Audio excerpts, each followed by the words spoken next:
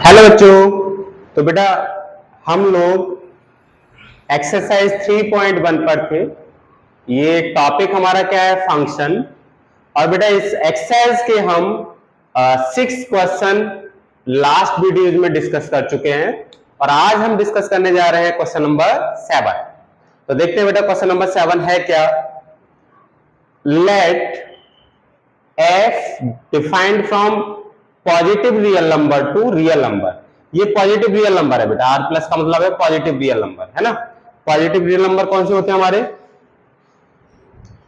0 to मतलब ये open interval 0 to infinity, 0 include नहीं है। तो पॉजिटिव रियल नंबर हमारे ये होते हैं, है ना, ओपन इंटरवल 0 टू इंफिनिटी। तो ये कोई फंक्शन है जो कि पॉजिटिव रियल नंबर से इंफिनिटी तक डिफाइन है। जो यहां पर लिखा भी है r plus is the set of all positive real numbers be such that fx is equal to log x। अब पहले log x के बारे में हम जान लेते हैं कि आखिरकार ये log x होता क्या है।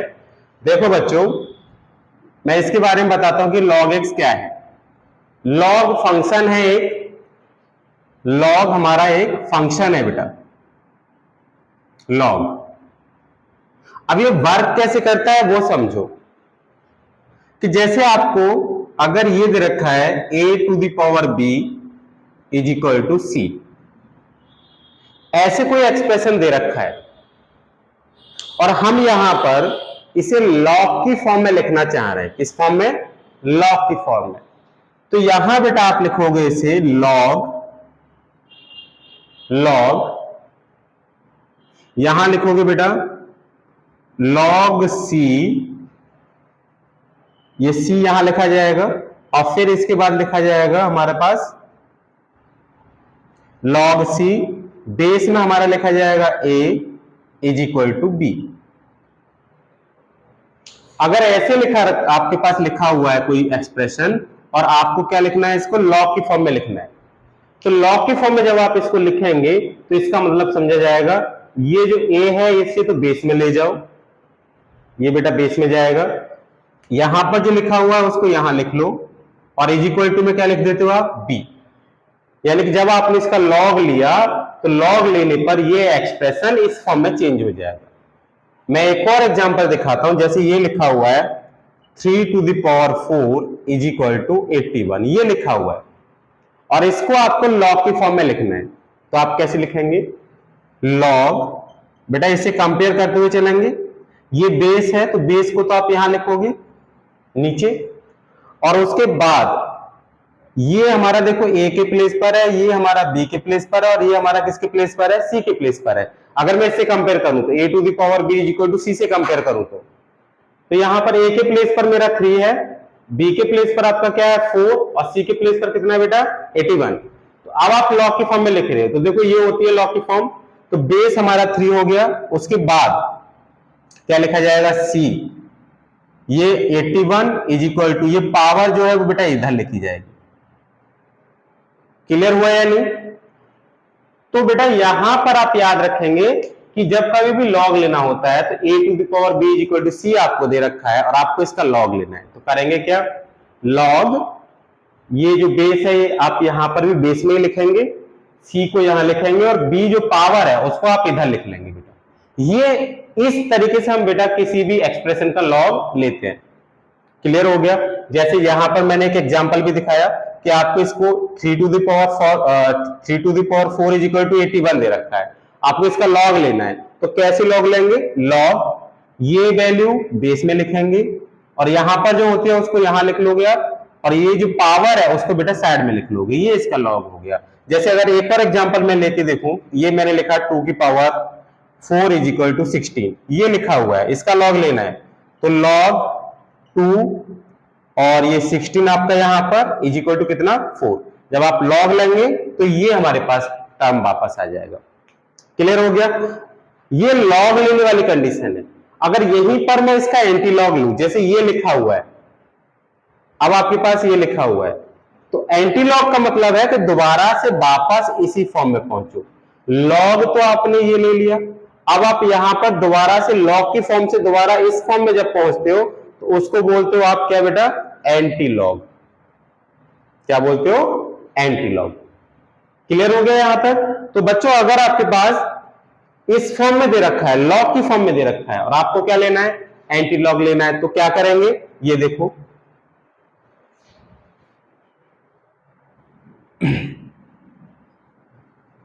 जैसे अब आपको दे रखा है log base E X is equal to 2, और आपसे कहा जाए कि इसका एंटी लॉग लो, क्या लेना बेटा आपको, एंटी लॉग। तो आप यहां पर देखिए, देखो इस फॉर्म का लॉग लेने के बाद ये आ गया था, और इसका जब मैं एंटी लॉग लूंगा तो दोबारा से वापस मेरा ये आ जाएगा, लॉग लिया तो ये फॉर्म आ गई, और एंटी लॉग लेने पर दोबारा से वापस यहां पहुंचना है। तो यहां से समझो बेटा, तो ये इसका कंपैरिजन आप इससे कर लीजिए, a इज इक्वल टू कितना है आपका e, यहां देखो a इज इक्वल टू कितना बेटा e, और c के प्लेस पर यहां क्या है x, c is equal to है आपका x, और b इज इक्वल टू कितना बेटा, b इज इक्वल टू आपका 2, b इज इक्वल टू कितना है, b इज इक्वल टू है 2। हमें दोबारा से इस फॉर्म में जाना है ना, तो आप ये वाली फॉर्म लिखेंगे एंटी लॉग जब लेंगे, तो एक ही जगह पर हमारा कितना था, e था, एक ही जगह पर कितना था बेटा e, और b के प्लेस पर कितना था 2, और c जो था वो c के प्लेस पर कितना है, x है, तो x is equal to e to the power 2। यानी कि जब लॉग ले रहे थे तो आप ये लिख रहे थे, और एंटी लॉग ले रहे हो तो आप इस टाइप से लिखेंगे, मतलब वापस लॉग को खत्म करना है और ये वाली फॉर्म लेके आनी है। जैसे एक और एग्जांपल दूंगा, अगर आपको ये दे रखा है log base E Y is equal to -2, ये दे रखा है, आपको एंटी लॉग लेना है, तो इसका कंपैरिजन किससे करोगे आप, इससे कर लो ए सी बी, आप इसको 1 मिनट याद रखिएगा, है ना, इससे इजीली आप सॉल्व कर पाएंगे। तो यहां पर देखिए ए इज इक्वल टू कितना है आपका ई, मतलब यहां पर ए है, और यहां ए के प्लेस पर कितना है ई है, और फिर बेटा सी, ये सी दे रखा है, और यह सी के प्लेस पर कितना दे रखा है, वाई दे रखा है। यहां पर देखेंगे ये बी दे रखा है, और ये बी के प्लेस पर कितना दे रखा है आपको, -2 दे रखा है। तो आप जब एंटी लॉग ले रहे हो, मतलब लॉग को हटा रहे हो, तो क्या लिखेंगे, ये वाली फॉर्म लिखेंगे, a to the power b is equal to c। तो यहां देखो बेटा a के प्लेस पर कितना था e, और b के प्लेस पर कितना है -2, और c के प्लेस पर कितना है y। तो ये एंटी लॉग जब आपने लिया लॉग का, तो ये वाला बन के आ गया। आई होप लॉग के बारे में थोड़ा बहुत आपकी समझ में आ गया होगा, ठीक है। और हम जब लॉग फंक्शन पढ़ा रहे होंगे, ये हमारा रेडीमेड फंक्शन है, तो वहां पर ये और ज्यादा क्लियर हो जाएगा, लेकिन अभी हमें इस क्वेश्चन को सॉल्व करना है, तो उसके लिए हमें बेटा इसकी जरूरत पड़ेगी, वो मैंने आपको बता दिया कि कैसे आप लॉग लेंगे और कैसे आप उसका एंटी लॉग लेंगे, ठीक है। चलो आगे सॉल्व करते हैं। तो बच्चों देखो, एक तो मैंने बताया कि लॉग कैसे लेना है, ये तो हो गया लॉग लेना, और फिर बताया मैंने एंटी लॉग कैसे लेना है, ये लॉग की फॉर्म से दोबारा वापस आना एंटी लॉग हो गया। अब इसकी कुछ प्रॉपर्टीज हैं, दो एक प्रॉपर्टीज हम सीख ले रहे हैं क्योंकि उन प्रॉपर्टीज की हमें यहां पर नीड होगी। तो पहली प्रॉपर्टी है, एक तो आप यही याद रखेंगे, दूसरा आप ये याद रखेंगे कि लॉग, यहां बेस आपका कुछ भी हो सकता है, मैं बेस ई लेके चल रहा हूं, लॉग बेस ई m इंटू n, दो नंबर्स का अगर मल्टीप्लाई हो रहा है तो इसको बेटा आप ऐसे लिख लेते हो, लॉग बेस ई m प्लस लॉग बेस ई n, ये लॉग की एक प्रॉपर्टी है। तो अभी आप दो प्रॉपर्टी आप याद रखेंगे, क्योंकि ये दो प्रॉपर्टी हमारी इस क्वेश्चन में यूज होंगी, क्लियर है। अब चलते हैं हम आगे बेटा अपने क्वेश्चन पर। तो यहां देखो पूछा है the image set of the domain of f, मतलब आपसे इमेज सेट का मतलब इस लॉग की रेंज पूछी है, इस लॉग फंक्शन का क्या पूछा है, रेंज पूछा है, ठीक। तो इस लॉग फंक्शन की जो रेंज होती है वो बेटा हमारा पूरा रियल नंबर होता है, इस लॉग फंक्शन की जो रेंज होती है वो पूरा क्या होता है, हमारे रियल नंबर्स होते हैं।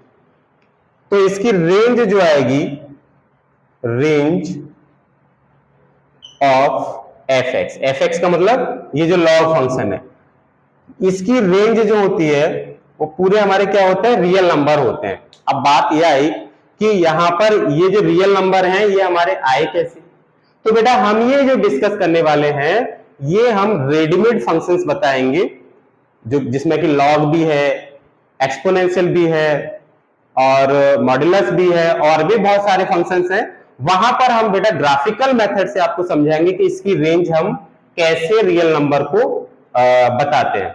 तो यहां पर अभी आप याद रखेंगे कि log x की जो रेंज होगी वो हमारी क्या होगी, रियल नंबर होगी। पहले जो हमारा पहला पार्ट था उसका आंसर ये होगा। अब मैं दूसरे वाले पार्ट पे चलता हूं। देखिए बच्चों, दूसरा वाला पार्ट देखो, यहां पर कह रहा है कि यहां इस सेट में वो एक्स आपको लिखने हैं जो कि कहां मैप हो रहे हैं, -2 पर। ऐसा क्वेश्चन मैंने कल भी कराया था, है ना। तो कैसे निकालेंगे, देखो F X is equal to कितना दे रखा है, -2, और एफ एक्स की वैल्यू कितनी दे रखी है आपको, एफ एक्स दे रखा है log base E X, log base E X is equal to -2, ये आपको दे रखा है। अब आपको क्या निकालना है, एक्स निकालना है ना। क्या निकालना है, एक्स। कैसे निकालेंगे, तो बेटा आपको एक्स निकालना है तो इसका मतलब है कि आपको यहां पर क्या लेना पड़ेगा, एंटी लॉग लेना पड़ेगा। क्या लेना पड़ेगा, एंटी लॉग।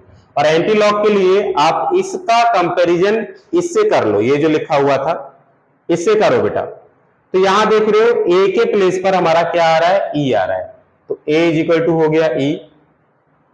सी के प्लेस पर कितना आ रहा है, एक्स आ रहा है, तो सी इज इक्वल टू हो गया एक्स। और जो बी था उस बी के प्लेस पर आ रहा है -2, सी इज इक्वल टू हो गया एक्स और बी इज इक्वल टू आ रहा है -2। ठीक, अब बेटा इसको सॉल्व करिए।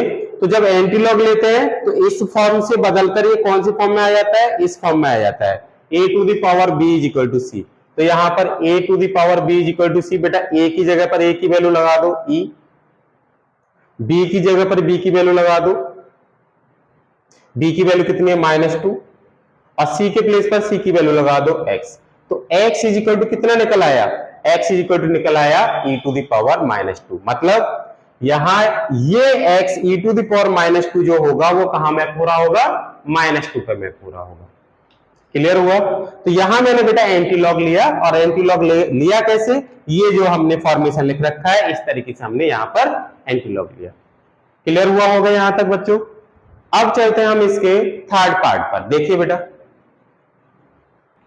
तो देखो बेटा थर्ड पार्ट इसका, इसको कर लेते हैं रफ। थर्ड पार्ट पे चलते हैं हम लोग।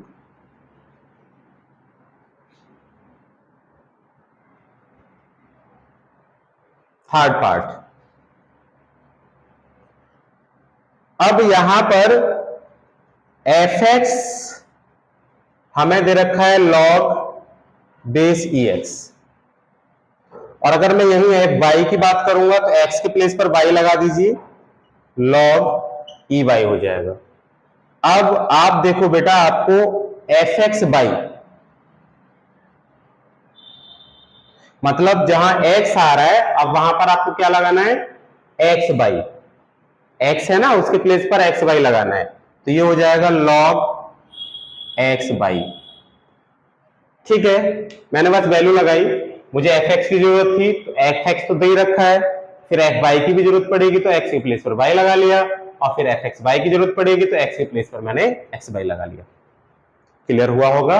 अब बच्चों यहां पर अब आप देखेंगे बेटा, आप इसे देखिए, ये जो दे रखा है ये क्या है, ये है मेरे पास log base E x into Y. X Y का मतलब है x इंटू बाई, एक्स और y का ये मल्टीप्लाई हो रहा है।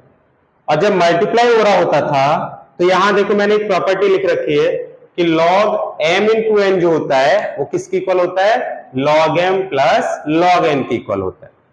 तो यहां इस प्रॉपर्टी का यूज करो, m के प्लेस पर है x और n के प्लेस पर है y, तो ये मेरे पास आ जाएगा f x Y is equal to log base E X plus log base E Y. ये वाली प्रॉपर्टी मैंने बेटा लगा दी। अब ये जो एफ एक्स वाई था, ये वैल्यू देखो log base E X, log base E x किसकी वैल्यू थी, एफ एक्स की, तो यहां पर पुट कर दिया आपने एफ एक्स, और ये log बेस ई वाई किसकी वैल्यू थी, एफ वाई की, यहां पर पुट कर दिया आपने एफ वाई। तो ये आपके पास क्या हो गया बेटा, एक मतलब एफ एक्स वाई की value F X plus F Y हो गई। तो यहां मुझे चेक करना था कि क्या ये कंडीशन सही है इस फंक्शन के लिए, तो आप देख रहे हो बिल्कुल सही है। तो जो तीसरा पार्ट था इसका बेटा, वो हमें ऐसे करके चेक करना था, उसमें इस प्रॉपर्टी का आपको यूज करना था। आई होप यहाँ पर इस क्वेश्चन के तीनों पार्ट आपके समझ में आ गए होंगे। तो चलो अब चलते हैं हम अपने नेक्स्ट क्वेश्चन पर, ठीक है। तो बेटा चलते हैं हम क्वेश्चन नंबर 8 पर। अभी हमने क्वेश्चन नंबर 7 डिस्कस किया था, तो क्वेश्चन नंबर 8 में देखते हैं क्या है। Question number 8, write the following relations as set of ordered pair and find which of them are functions. तो पहले तो ये जो रिलेशंस हैं इनको हम किस फॉर्म में लिखना है, हमें ऑर्डर्ड पेयर्स की फॉर्म में लिखना है। मैंने ऑर्डर्ड पेयर्स प्रीवियस वीडियो में बताया हुआ है बेटा, अगर आपने वो वीडियोस आज तक अभी तक नहीं देखे हैं तो उन वीडियोस को पहले देख लीजिएगा, जिससे कि कंसेप्ट हमारा और अच्छे से क्लियर हो जाएगा। तो देखो बच्चों, ऑर्डर्ड पेयर्स की फॉर्म में लिखना है और फिर क्या बताना है, and find which of them are functions. तो ऑर्डर्ड पेयर की फॉर्म में फंक्शन की डेफिनेशन भी मैंने आपको कराई हुई है, ठीक है। तो बच्चों पहले क्वेश्चन पे चलते हैं, जो इसका पहला पार्ट है। एक्स, यहां पर देखो ये रिलेशन क्या दे रखा है कि हमें वो एक्स और वाई लेने हैं जो कि इस रिलेशन को होल्ड कर रहे हो। ऐसे एक्स और वाई लो जो कि इस कंडीशन को क्या कर रहे हो बेटा, होल्ड कर रहे हो। तो देखो यहां करना क्या है आपको कि मैंने यहां पर बेटा x लिया 1, x कहां से लेना है, यहां से। y कहां का आना चाहिए, यहां का। x आप 1 लगाएंगे तो यहां पर y इक्वल टू कितना आ जाएगा बेटा, x इक्वल टू 1 यहां लगाइए आप। x इक्वल टू 1 लगाएंगे तो 3 इंटू 1, y की वैल्यू कितनी आ जाएगी, 3 आ जाएगी। आप यहां बेटा x इक्वल टू 1 लगाएंगे, पुट x इक्वल टू 1, तो 1 आप यहां पुट करेंगे तो y इक्वल टू हो जाएगा 3 इंटू 1, जो कि किसकी इक्वल हो जाएगा, 3 के इक्वल। मतलब x की वैल्यू अगर आप 1 लेंगे तो y की वैल्यू 3 आएगी, आपने अभी निकाला। और अगर x की वैल्यू आपने 2 ले ली, x इक्वल टू 2, बेटा यहां पर लगाओ तो y इक्वल टू 3 इंटू 2, तो y की वैल्यू 6 आएगी, दैट इज 2,6। ये ऑर्डर्ड पेयर हमारा यहां पर आ जाएगा 2,6। ऐसे ही बेटा x की वैल्यू आप यहां 3 लगाइए, जब x की वैल्यू 3 लगाएंगे तो y कितना आ जाएगा हमारा, 9 आ जाएगा। अब हमारे पास x की वैल्यू है ही नहीं, केवल ये 3 वैल्यूज थी, 1 2 3, 3 वैल्यूज थी, तो मैंने वो तीनों वैल्यू यहां पर लगा दी, तो मेरे पास ये ऑर्डर्ड पेयर बेटा बन के आ गया। अब आपको ये चेक करना है कि ये जो रिलेशन हमारा बन के आया है, ये रिलेशन हमारा फंक्शन है या नहीं। क्या चेक करना है कि ये रिलेशन हमारा फंक्शन है या फिर नहीं है। तो बेटा देखो ये फंक्शन है या नहीं, चेक करते हैं। आप देखो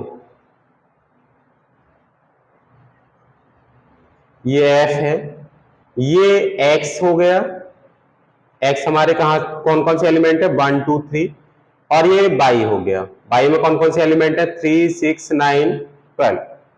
अब यहां देख रहे हो कि 1 किससे रिलेट कर रहा है, 3 से। 1 रिलेट कर रहा है 3 से, 2 कहां रिलेट कर रहा है, 6 से, और 3 कहां रिलेट कर रहा है, 9 से। 1 रिलेट कर रहा है 3 से, 2 रिलेट कर रहा है 6 से, और 3 रिलेट कर रहा है 9 से। अब फंक्शन की डेफिनेशन क्या है कि जो ये सेट है इसका ईच एलिमेंट बी सेट में यूनिक रिलेशन रखना चाहिए। यूनिक का मतलब 2 एलिमेंट से रिलेट नहीं होना चाहिए। तो आप देख रहे हो कि यहां का एलिमेंट इस सेट से यूनिकली रिलेटेड है, मतलब केवल एक ही एलिमेंट से जाके मैप हो रहा है। इसका मतलब ये हो गया कि ये जो रिलेशन दे रखा था, ये रिलेशन कैसा हो गया, फंक्शन हो गया। तो it is a function, it is a function. तो बेटा ये पहला जो रिलेशन दे रखा है आपको, ये पहला रिलेशन हमारा फंक्शन होगा बेटा, ये हमारा फंक्शन होगा। अब हम करते हैं सेकंड रिलेशन को चेक। देखिए बच्चों इसको रफ कर लेते हैं। तो बेटा देखो आप सेकंड पार्ट इसका देखते हैं क्या है। जैसे फर्स्ट पार्ट सॉल्व किया वैसे सेकंड पार्ट को सॉल्व करेंगे। यहां हमें ऐसे एक्स वाई लेने हैं कि बेटा y हमारा ग्रेटर होना चाहिए x प्लस 1 से। y हमारा किससे ग्रेटर होना चाहिए, x प्लस 1 से ग्रेटर होना चाहिए। मतलब कि जैसे x की वैल्यू आपने कितनी ले ली, x की वैल्यू आपने पुट की 1, x की वैल्यू y कितनी पुट कर दी, 1। ये आपके पास रिलेशन था, रिलेशन हम लिखते हैं पहले, put x is equal to 1, और रिलेशन देखो बेटा ये दे रखा है y is greater than x plus 1। जब आप x इक्वल टू 1 पुट करेंगे तो y की वैल्यू देखो बेटा 1 लगाने पर ये 2 आ जाएगा, x की वैल्यू यहाँ 1 लगाएंगे तो 1 + 1 2 आ गया। अब ये क्या कह रहा है कि y की वैल्यू आप 2 से बड़ी लीजिए आप, मतलब x इक्वल टू अगर आपने 1 ले लिया तो y की वैल्यू कैसे लेनी है, 2 से बड़ी जितनी वैल्यू हो। तो यहां पर देखो y की वैल्यू 2 से बड़ी कौन कौन सी है, एक तो 4 है और एक 6 है। तो यहां पर 1 2 पे भी मैप होगा, सॉरी 2 पर नहीं होगा। 2 पर क्यों नहीं होगा, क्योंकि आप यहां से देख रहे हो x इक्वल टू 1 जब आप लगा रहे हैं तो y 1 + 1 2 हो गया, तो y की वैल्यू किससे बड़ी आनी चाहिए, 2 से बड़ी आनी चाहिए। और 2 से बड़ी वैल्यू हमारे पास केवल दो है, एक 4 है और एक 6 है। मतलब 1 लेने पर ये 1 4 से भी रिलेट करेगा और ये 1 किससे रिलेट करेगा, 6 से भी रिलेट करेगा, क्योंकि y हमारा x + 1 से बड़ा होना चाहिए। तो भैया x + 1 से बड़ा यहां पर देख रहे हो कि जब मैं 1 लगा रहा हूं तो यहां पर 2 बन के आया, तो यहां पर आप देख रहे हो कि y की वैल्यू 2 से बड़ी दो ही बनेगी, एक बनेगी 4 और एक बनेगी 6, क्योंकि y की वैल्यू 2 4 6 3 वैल्यू है हमारे पास। अच्छा ठीक है भाई, अब आपने x इक्वल टू लगाया 2, पुट x इक्वल टू 2, आप यहां पर 2 पुट कर दीजिएगा, तो ये 2 + 1 यानी y ग्रेटर देन क्या हो जाएगा, 3 हो जाएगा। y किससे ग्रेटर हो जाएगा, 3 से ग्रेटर हो जाएगा। तो बेटा जब आपने 2 ले लिया तो y की वैल्यू 3 से बड़ी होनी चाहिए।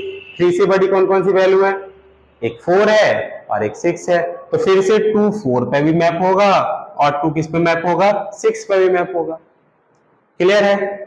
अब तीसरी वैल्यू, अब यहां पर दो ही वैल्यू थी भाई x की, तीसरी वैल्यू है ही नहीं x की, तो तीसरी वैल्यू नहीं लगाएंगे हम लोग।